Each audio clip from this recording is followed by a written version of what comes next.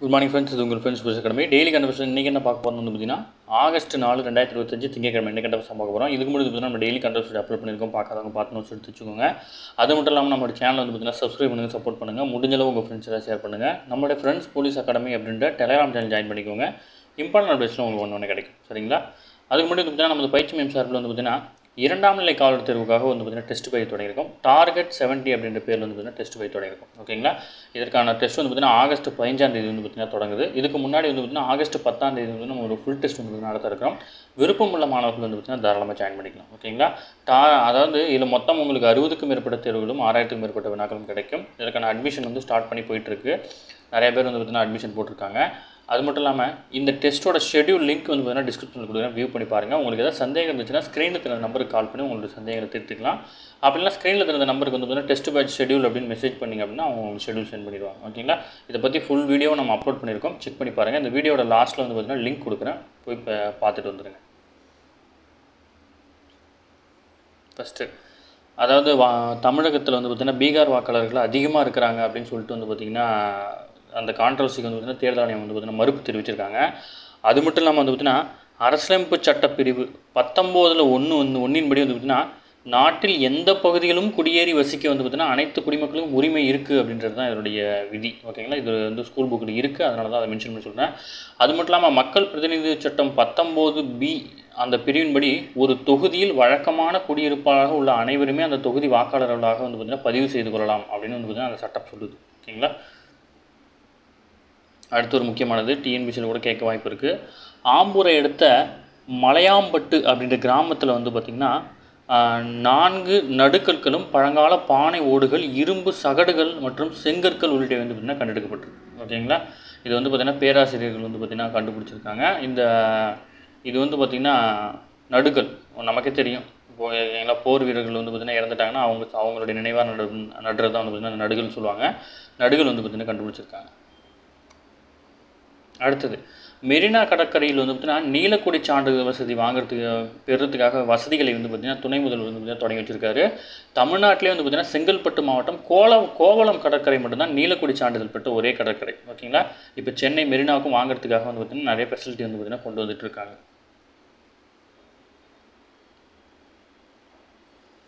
அடுத்தது இந்தியாவின் கிராமப்புற வளர்ச்சிக்கு கூட்டுறவு சங்கங்கள் பார்த்திங்கன்னா பங்களிப்பு கணிசமானது மட்டுமல்ல, தவிர்க்க முடியாதும் கூட. 2022 அறிவிக்கப்பட்ட கூட்டுறவு கொள்கைக்கு பிறகு பார்த்திங்கன்னா இப்போ ரீசெண்டாக பார்த்திங்கன்னா 2025ஆம் ஆண்டு கூட்டுறவு கொள்கை பார்த்திங்கன்னா விரைவில் பார்த்திங்கன்னா மத்திய அரசு பார்த்திங்கன்னா அறிவிக்க இருக்கிறாங்க. ஓகேங்களா? சர்தார் வல்லபாய் பட்டேல், மொரார்ஜி தேசாய் ஆகியோர் நண்பருமான காந்தியவாதியான திரிபுவன தாஸ் பட்டேல் இவர் தான் பார்த்தீங்கன்னா இந்திய கூட்டுறவு சங்கங்கள் முயற்சிகளுக்கான முன்னோடியாக இருந்திருக்கிறாரு.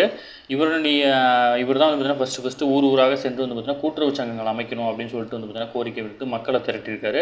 அதுக்கப்புறம் தான் பார்த்தீங்கன்னா நிறைய கூட்டுறவு சங்கங்கள், அமுல் பால் நிறுவனம் தான் மிகப்பெரிய சங்கம். ஓகேங்களா? மிகப்பெரிய கூட்டுறவு உற்பத்தி நிறுவனம். அது உலக அளவில் பார்த்தீங்கன்னா போட்டி போடக்கூடிய அளவுக்கு பார்த்தீங்கன்னா இன்றைக்கு வளர்ந்துருக்கு. ஓகேங்களா? அதாவது இவருடைய அந்த கான்வர்சேஷன் மூலமா உருவானதாக பார்த்தீங்கன்னா கேரா பால் உற்பத்தியாளர் கூட்டுறவு சங்கம். ஓகேங்களா? 1950 வரை நமது தேவைக்கான பால் பவுடரை அமெரிக்காவிலிருந்து இறக்குமதி செய்த இந்தியா அமுல் நிறுவனம் பார்த்திங்கன்னா இந்த சர்வதேச சந்தையில் போடும் அளவுக்கு பார்த்திங்கன்னா வளர்ந்துருக்கு. ஓகேங்களா?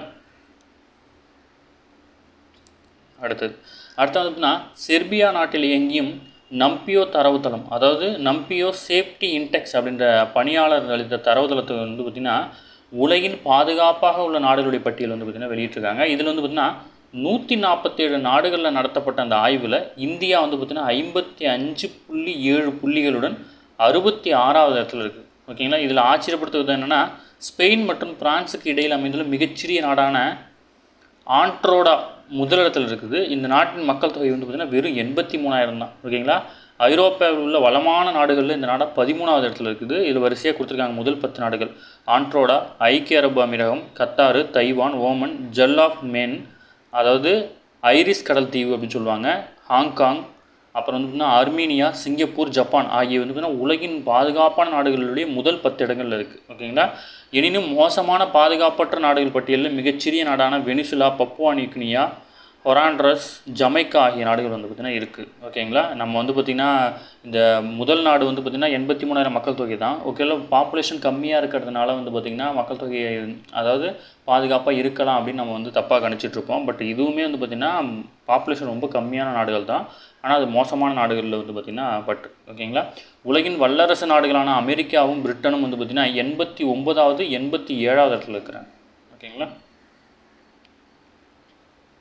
அடுத்தது 16,000 கோடியில் அமைய உள்ள தமிழகத்தின் முதல் மின்சார வாகன உற்பத்தி தொழிற்சாலை வந்து தூத்துக்குடியில் அமைய இருக்குது. ஓகேங்களா. 2024 தான் வந்து இந்த ஒப்பந்தம் கையெழுத்தாயிடுச்சு.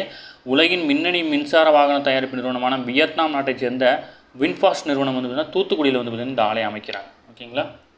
அடுத்தது மும்பை அகமதாபாத் புல்லட் ரயில் சேவை வந்து பார்த்திங்கன்னா விரைவில் தொடங்கப்படும். மகாராஷ்டிரா மாநிலம் மும்பையிலிருந்து குஜராத் மாநிலம் அகமதாபாத் வரை நாட்டின் முதல் அதிவேக புல்லட் ரயில் சேவை வந்து பார்த்திங்கன்னா விரைவில் தொடங்க இருக்குது. ஓகேங்களா. மணிக்கு 320 கிலோமீட்டர் வேகத்தில் பயணிக்கக்கூடியது. இது வந்து பார்த்திங்கன்னா ஜப்பான் நாட்டின் நிதியுதவியுடன் வந்து பார்த்திங்கன்னா நம்ம தொடங்கியிருக்கோம். ஓகேங்களா.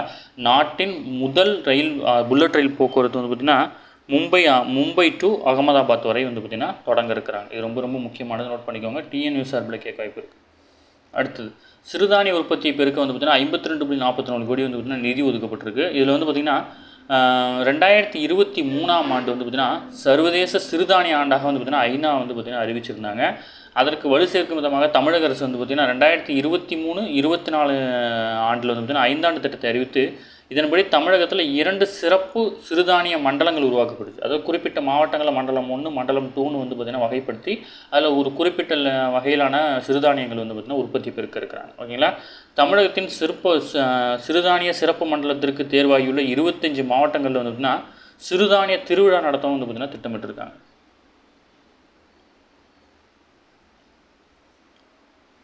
அடுத்தது கஜகஸ்தான் நடைபெற்ற கொசானோவ் நினைவு தடகள போட்டியில் இந்தியாவுடைய நீளம் தாண்டல் வீரரான முரளி ஸ்ரீசங்கர் வந்து பார்த்திங்கன்னா சாம்பியன் பட்டம் வென்றிருக்காரு. இவருக்கு வந்து 6 வாய்ப்பில் வாய்ப்பிலே 7.94 மீட்டரை வந்து பார்த்திங்கன்னா தாண்டியிருக்காரு. ஓகேங்களா. நம்ம வந்து பிசிஎஸ்ஐயை பொறுத்தளவு வந்து பார்த்திங்கன்னா 3.7 சம்திங்கு, அப்புறம் வந்து 4.5. ஓகேங்களா. 3.9 4.5 வந்து ஜம்ப் பண்ணணும். இவர் வந்து பார்த்திங்கன்னா 7.94 மீட்டர் வந்து பார்த்திங்கன்னா தப்பியிருக்கார். அடுத்தது சென்னை மாமல்லபுரத்தில் வந்து பார்த்திங்கன்னா ஞாயிற்றுக்கிழமை நடைபெற்ற ஆசிய அலைச்சறுக்கு போட்டி தொடக்க நிகழ்ச்சி வந்து பார்த்திங்கன்னா தொடங்கியிருக்காங்க. ஓகேங்களா. இது முக்கியமானதை நோட் பண்ணிக்கோங்க. மாமல்லபுரம் தமிழ்நாட்டில். அடுத்தது வந்து பார்த்திங்கன்னா சர்வதேச விண்வெளி நிலையத்தில் லடாக் விதைகள் வந்து பார்த்திங்கன்னா ஆய்வு செய்ய இருக்கிறாங்க. இந்தியாவின் கடும் குளிர் பிரதேசமான லடாக் பகுதியில் விளையக்கூடிய முக்கியத்துவம் வாய்ந்த சீபத்தான் மற்றும் பாட்விக் விதைகள் வந்து பார்த்திங்கன்னா நாசாவுடைய க்ரூ 11 விண்கலம் மூலம் வந்து பார்த்திங்கன்னா சர்வதேச விண்வெளி நிலையத்துக்கு வந்து பார்த்திங்கன்னா கொண்டு போயிருக்காங்க. அமெரிக்காவுடைய ஜாகுவார் ஸ்பேஸ் விண்வெளி நிறுவனம் தான் வந்து பார்த்திங்கன்னா இந்த ஆய்வு செய்ய இருக்கிறாங்க. உலகின் 5 கண்டங்களிலிருந்து இந்தியா, மாலத்தீவு, அர்ஜென்டினா, பிரேசில், கோஸ்டோரியா, நைஜீரியா, எகிப்து, பாகிஸ்தான் உள்ளிட்ட 11 நாடுகளின் விதைகளை வந்து பார்த்திங்கன்னா இந்த ஆய்வில் ஈடுபடுத்திருக்கிறாங்க. இந்தியா சார்பில் லடாக்கில் விளையும் சீபத்தான் மற்றும் ஊட்டச்சத்து நிறைந்த பட்வீக் விதைகள் வந்து ஆய்வுக்கு தேர்ந்தெடுக்கப்பட்டிருக்கு. ஓகேங்களா. பெங்களூரை சேர்ந்த புரோட்டோபிளானட் அப்படின்ற நிறுவனம், விண்வெளி புத்தாக்க நிறுவனம் தான் வந்து பார்த்திங்கன்னா இந்த விதைகளை வழங்கியிருக்காங்க. வருங்காலத்தில் வந்து பார்த்திங்கன்னா விண்வெளியில் வந்து பார்த்திங்கன்னா நீண்ட நாள் தங்குற மாதிரி இருந்தால் இந்த உணவுகளை உட்கொள்ள முடியுமா அப்படின்னு செக் பண்ணுறதுக்காக இதை வந்து பார்த்திங்கன்னா ஆய்வுக்கு அனுப்புகிறாங்க. ஓகேங்களா. முக்கியமானதை நோட் பண்ணிக்கோங்க.